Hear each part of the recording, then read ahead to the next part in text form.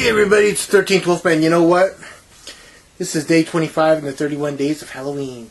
Halloween is almost here. It's only 6 days and then it's gone for another year, and that's kind of depressing. But for us horror fans, for us horror freaks, for us tweakers of blood and guts, Halloween's all year long for us. I had someone say to me not too long ago, you guys are horror fans, but what do you watch all the rest of the year? It's like, I watch horror all year round, man.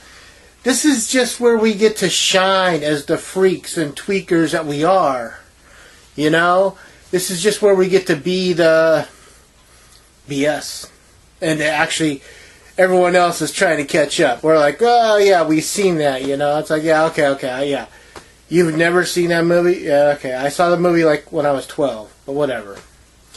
But today, let's just do what we're talking about today. Today is the 25th day of the 31 days of Halloween, and today I'm talking about the 2004 movie Van Helsing. This was Universal's attempt to bring back the Universal monsters, because everything, almost every monster that they had was in this movie. I mean, you had the big three. You had Drac, you had Frank, and you had Drac, you had Frankenstein's monster, and you had the Wolfman. And of course, to, come after all of them, Van Helsing. I don't remember what the thing was, but there's a reason that Hugh Jackman's character is not named Abraham Van Helsing. I almost want to say that it was a rights thing, even though they have the right to use the name Dracula and everything else, but they changed the name of the character to Gabriel Van Helsing. I'm fine with that. This movie is 2 hours. It's 2 hours and 11 minutes long, and that seems kind of long for this kind of movie. But it works. I know a lot of people don't like this movie. A, it's got too much CGI. B, it doesn't really work. You know what? It does. It works. Okay. I'm going to put this right on the table right now. Yes, I love practical effects. I think you can get away doing more with practical effects. But if they don't want to do it that way, and if they want to go CGI, it's not my money they're playing with, it's theirs. If it fails, it's their fault. If I enjoy it, because, and I'll say it, man, there's a lot of CGI in this movie that looks cartoony. It doesn't, and that's the problem with CGI, is that it doesn't really look realistic as it could be. But then there's a lot of stuff in this movie that they couldn't do practically if they wanted to. So you just kind of, you go, okay, well, just a second. It is a world of fantasy. We're talking about vampires and Sparky, the Frankenstein's monster Sparky. When you look at like his head is flat, but it's got a bunch of open sources on it.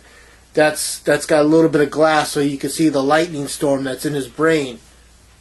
They could possibly do that, but it's gonna practically it might look worse than it does CGI.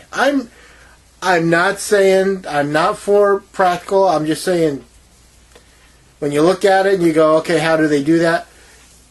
It might be more expensive to go practical. Just because nowadays there's not a lot of people that do practical effects. So to sit down and figure out design and know what to do here and there, how to do it, might be just a little more costly. But I don't mind CGI if it's done right. In this, I didn't mind it so much. I just dealt with it.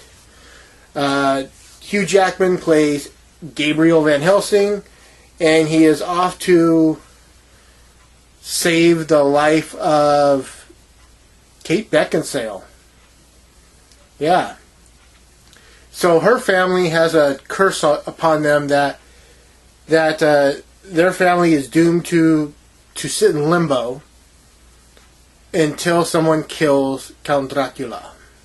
Whoa. So Dracula, who every time I see this movie, I don't know why I do this. Every time I see this movie, I swear it's Gabriel Byrne playing Dracula. And when when it's over and done with, I look see it, I'm like, I don't know this person. It's not Gabriel Byrne, but it looks like it could be Gabriel Byrne. I don't know. I just have a blank spot for remembering the guy's name, but for some reason I always think it's Gabriel Byrne. So he's kind of an Indiana Jones, Tomb Raider type of character, the Van Helsing character in this one. He works for the church, the church, the one in Rome, to kill evil and to kill monsters and to do what he has to do. And it's not a bad movie. It's not a great movie. I can enjoy it once a year around this time. I mean, for what it is. It's not something I'm going to throw into the Blu-ray player time and time again. In this case, I actually have the Blu-ray steelbook of it, the comic book. The comic book looking cover steelbook. That one, yeah. And it's Kate Beckinsale, Hugh Jackman, and I mean, I like it. It is what it is. It's a fun little movie to watch one time of the year. It's got some cool monsters. I really do wish that this would have taken off, because if it did, we would have got another movie, and I think they could have made a franchise out of this. This is what they're trying to do now with the Dark Universe. They're trying to bring back the idea of the monster movies with Tom Cruise's The Mummy. They've tried to redo this a couple times. They did that, and it didn't take off. And then they did Dracula Untold.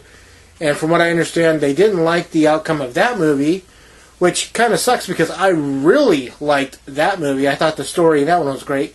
And now they're going to try and do the Dark Universe. So these two movies, Van Helsing and Dracula Untold, aren't part of the Dark Universe. The Mummy just sucked. So I don't know. I don't know what Universal's going to do. It's sad that they have more businessmen in charge rather than movie directors and movie creators, because from a creative standpoint, they're kind of stifling. So that's what I watched on the 25th day of the 31 days of Halloween. I'm sorry, I'm kind of long-winded today. With that, I'm the 13th Wolfman. Always like, subscribe, share, and comment. I always want to know what you have to say. I'm the 13th Wolfman, and of course, I'm on the prowl.